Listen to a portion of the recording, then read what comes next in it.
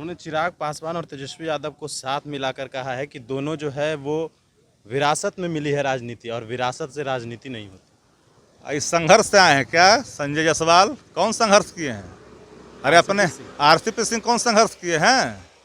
अरे कहाँ से अवसर से आए हैं, कैसे कैसे आए हैं, ये बताने की ज़रूरत है। बिहार का एक एक जनता ना जानती है कि आरसीपी टैक्स बिहार के अंदर में कितना ज़बरदस्त है। ये किसी से छुपा हुआ है। अरे संघर्ष का मादा भी है क्या? तेजस्वी यादव राघोपुर गए थे और अपने विधानसभा क्षेत्र का पूरी तरह से मुआयना किया। उसके बाद तेजस्वी यादव ने कहा कि विकास का काम धीमा हो गया है, जिसको लेकर संजय जायसवाल ने आज निशाना साधा है। संजय जायसवाल ने कहा कि तेजस्वी यादव जो है वो कि लंबे समय से उस क्षेत्र में काम कर रहे हैं, बावजूद उसके वो नाव से गए, यानी वो विकास चाहते ही नहीं। संजय जायसवाल जी को पता नहीं कि राजनीतिक जीवन में कितने विकास के उपड़ाव देखे। राघोपुर विधानसभा क्षेत्र जो लंबे काल से आदरणीय लालू प्रसाद जी, आदरणीय श्रीमती राबड़ी देवी जी, तेजस्वी यादव जी, वहाँ जो भी आप धरातल पर काम देखेंगे, सड़क से लेकर हर चीज़ों के विकास हुआ, वो तेजस्वी जी के समय में हुआ और लालू जी के नेतृत्व में हुआ। पिछले जब हम 18 महीना सरकार में थे, उस समय 900 करोड़ रुपये का योजना का जब आकार बना, उससे जो दिख रहे हैं जितने भी गंगा के किनारे जो मजबूतीकरण करना था, वो सारी चीज़ें उसी समय तक हुआ जो 18 में समाप्त हुआ। लेकिन 18 के बाद निरंतर 21 तक अभी तक कोई भी एक पैसे का एंटी इरोजन का, मजबूतीकरण का, बाढ़ निरोधक का कोई पैसे खर्च नहीं हुए, बल्कि सरकार ने जो सदन के अंदर प्रश्नों के जो उत्तर दिए नेता प्रतिपक्ष के प्रश्नों के आलोक में, उन्होंने कहा कि मजबूतीकरण के लिए एंटी इरोजन का काम लगातार की जाएगी, किसी प्रकार के कटाव नहीं होंगे। तो जो कटाव निरंतर लंका टोला से लेकर के चारों इलाका में, राघोपुर के इलाका में जो कटाव हुई है, अब जानते हैं कि उस पर तेजस्वी जी के नेतृत्व में ही 6 लेन का निर्माण हो रहा है, जो अभी ऑन गोइंग स्कीम्स है ऑलरेडी पहले, जो कनेक्टिविटी को जोड़ेगा।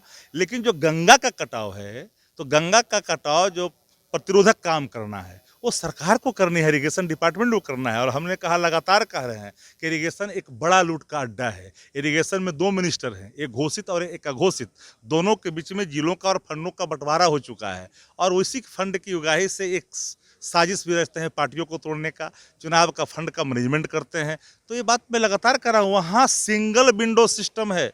कोई भी निविदा आमंत्रित जो की जाती है, बिना मंत्री, बिना प्रधान सचिव के इशारे के बगैर कोई हार्ड कॉपी जमा नहीं कर सकता। इतनी बड़ी दादागिरी है इरिगेशन के अंदर में। आरसीपी सिंह जो है, उन्होंने कहा कि जिस तरह से तेजस्वी यादव का बयान आया कि 2 से 3 महीनों में सरकार गिर जाएगी, तो उनका कहना है कि अगर आम का सीजन होता और वो आम टपकने की बात करते तो समझ में आता, बिन सीजन आम खाने की बात कर रहे हैं। अब सवाल है कि ककहरे का ज्ञान हो राजनीति का, तब ना आए तो हैं कहाँ से, उनको समझ भी हो तब तो। अब प्लान उनको बता दे क्या सरकार गिरने का, कि कौन से प्लान से सरकार जाएगी। और सरकार अनस्टेबल है, 4 पाए की सरकार है, और हर पाया दुखी है इनके आचरण और व्यवहार से, इनके अधिनायकवाद से, इनके भ्रष्टाचार से, इनके संस्थागत भ्रष्टाचार, लोकतंत्र की जिस तरह से प्रतिदिन ये हत्या करते हैं, सर्वसार करते हैं, जनप्रतिनिधि वहाँ घुटन महसूस कर रहे हैं। तो आपको मैंने कहा, जो आदरणीय नेता प्रतिपक्ष तेजस्वी जी ने कहा है कि 2-3 महीने में सरकार गिरी, तो जाना तय है। अब तिथि गिनते उल्टे, हर एक दिन इनके लिए भारी पड़ेगा, हर एक दिन उल्टा जाएगा, वो नज़दीक होगा। उनके अल्पायु सरकार है, और हम शुरू से ही कह रहे हैं कि ये सरकार चोर दरवाजे से आई है, ये सरकार जनता के मैंडेट को हड़पी है, ये सरकार कहीं न कहीं चुनाव आयोग के फैसले पर टिकी हुई है, जो कई प्रतिनिधियों का इन्होंने मत का हरण कर करके और ये सरकार में बैठे हैं। उन्होंने चिराग पासवान और तेजस्वी यादव को साथ मिलाकर कहा है कि दोनों जो है वो विरासत में मिली है राजनीति और विरासत से राजनीति नहीं होती। इस संघर्ष से आए हैं क्या संजय जायसवाल? कौन संघर्ष किए हैं? अरे अपने आरसीपी सिंह कौन संघर्ष किए हैं? अरे कहाँ से अवसर से आए हैं, कैसे कैसे आए हैं, ये बताने की ज़रूरत है। बिहार का एक एक जनता ना जानती है कि आरसीपी टैक्स बिहार के अंदर में कितना ज़बरदस्त है। ये किसी से छुपा हुआ है। अरे संघर्ष का मादा भी है क्या, जो हर एक एक्शन के बाद क्वारंटीन हो जाता है घर में आकर के। पूरे कोरोना काल में पूरी सरकार क्वारंटीन रही।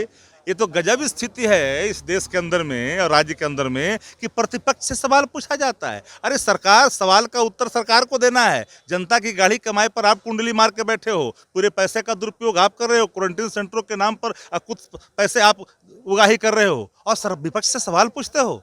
अरे विपक्ष तो अपने नैतिक कर्तव्यों का निर्वहन के लिए निरंतर हर विधानसभा क्षेत्रों में राष्ट्रीय जनता दल का एक एक प्रत्याशी विधायक कार्यकर्ता कोविड केयर के माध्यम से, लागू रसोई के माध्यम से काम करता रहा। लेकिन आपके सारे एमएलए मिनिस्टर लोग आप कहाँ थे? आपने तो प्रतिबंध लगा रखी थी। अरे भाई, हमको तो कभी समझ में नहीं आता इन लोगों के बारे में कि इन लोग किस मुंह से इस बात को कहते हैं। सरकार को न जवाब देना है कि विपक्ष को जवाब देना है? विपक्ष से सवाल पूछते हैं। अरे सरकार को विपक्ष के प्रश्नों का उत्तर देना है और प्रतिपक्ष अपने नैतिक कर्तव्यों का निर्वहन करते हुए प्रत्येक इनके भ्रष्टाचारी नीतियों का खुलासा करता रहा। ये अब भूलते हैं तो इनको भूलने की आदत सी हो गई है।